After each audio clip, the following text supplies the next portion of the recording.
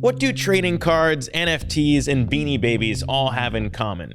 SEC Chair Gary Gensler hates them all, if you're to believe crypto Twitter.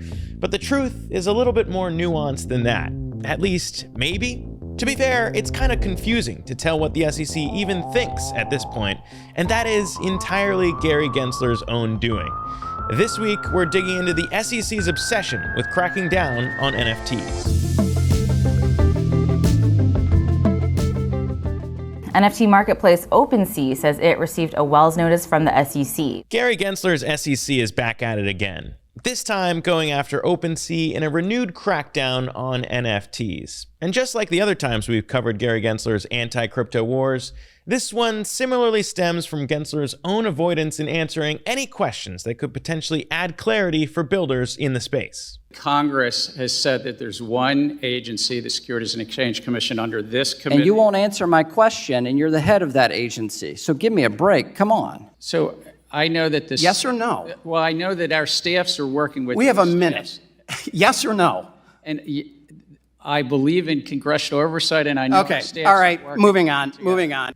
First, let's start with admitting there is one question no one can actually answer. And that question is, what is an NFT? In fact, it's been almost 4 years since the Collins Dictionary named it Word of the Year back in 2021 when they exploded on the scene. And still, the definition of what an NFT actually is somehow no more clear.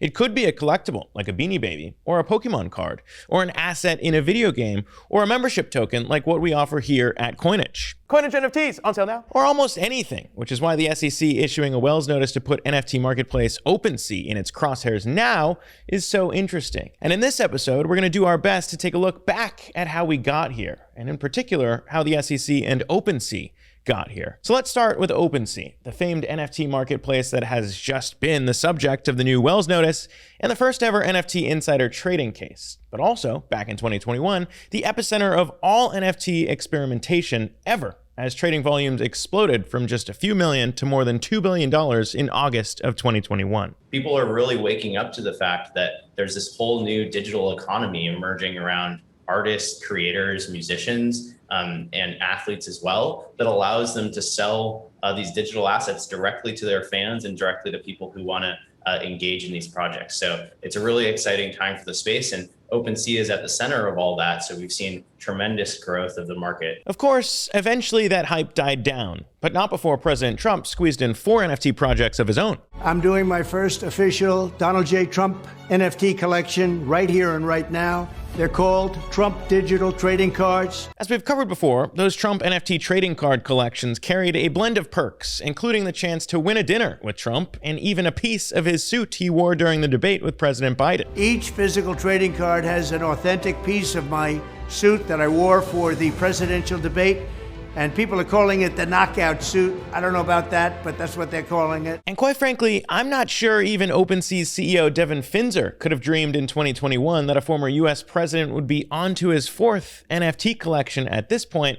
But then again, maybe he did. We're at a point where you can own a piece of a song. Do you see this, owning a piece of a movie, owning a piece of a TV series, owning a popular sports play? Do you see that going mainstream, happening on a broad scale? I definitely do. But in the eyes of the SEC, as more projects started promising more and more things, there did start to be projects that raised potential problems. In 2013, the SEC went after Stoner Cats, the animated series from a team backed by Mila Kunis, after they sold $8 million worth of what it called unregistered NFTs. That company had to shut down and pay a fine of $1 million. That same year, the SEC also went after YouTube series Impact Theory for violating federal securities laws by selling $30 million worth of NFTs they dubbed founder keys that promised investors would profit from their purchases. Impact Theory paid more than $6 million in penalties. And sure, maybe it's not a good idea to ever explicitly promise you're going to be making money by buying something, but there is something kind of inherent to that when it comes to collectibles, whether they're NFTs or not, as this classic clip of the Beanie Baby craze should remind you of. I'm willing to be the president of a Beanie Babies Anonymous 12-step recovery to this addiction that is going around. I don't like waiting in line, but sometimes you have to. Isn't that cute? What would you rather have, a new car or Peanut the elephant? In truth, the fad was starting to fade. Store owners say Pokemon is the hot toy now. But it's not the same as Beanie Babies.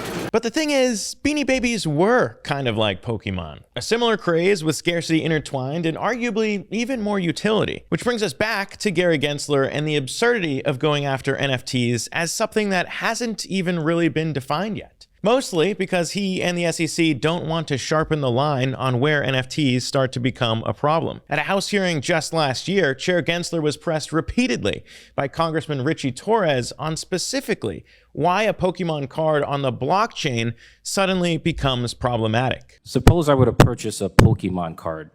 Would doing so constitute a security transaction? You could purchase a Pokemon card. I don't know what the context is, but if you're just purchasing a Pokemon card. If I purchase a Pokemon card, is that a security transaction? Store, that's not a security. Okay. If I were to purchase a tokenized Pokemon card on a digital exchange via a blockchain, is that a security transaction? I'd have to know more.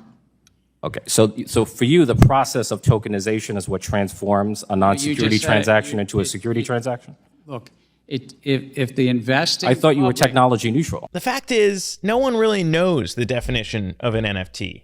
It's a tokenized thing, and the context of that thing seems pretty important to defining what the thing might be. The SEC is right that some NFTs may very well be securities, just as some pieces of paper may very well be used to print out investment contracts. But not all pieces of paper are problematic, which is why going after a platform like OpenSea, which simply allows people to trade pieces of paper, seems pretty ridiculous. In fact, it's a point that seems so ridiculous, it's even something the SEC's own lawyer in its suit against Coinbase recently backed down from. Take a listen to this piece of the SEC lawyer clarifying in that case they aren't taking that position that collectibles like Beanie Babies or Pokemon cards might be securities before the judge explains to the court why that would be a problem.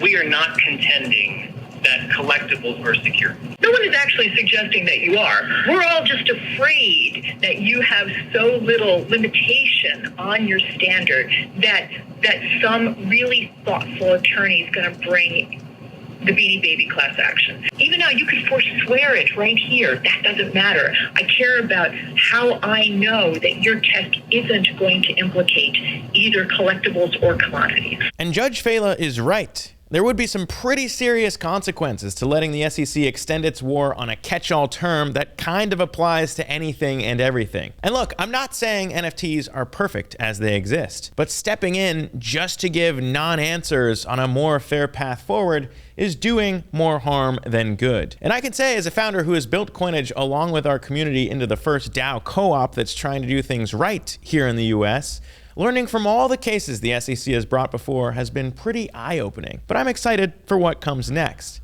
And we're not going to guarantee you will make money buying a Coinage NFT, but more than 7,000 people have bought them for reasons that go beyond just me saying to. Coinage NFTs on sale now. Because frankly, we might just be the best shot to show everyone these things can be used for good beyond just pure speculation, even though that's never been such a cause for concern before. You got any more of them monkeys left? No, we're far from those. Those are sold out? Those being sold out.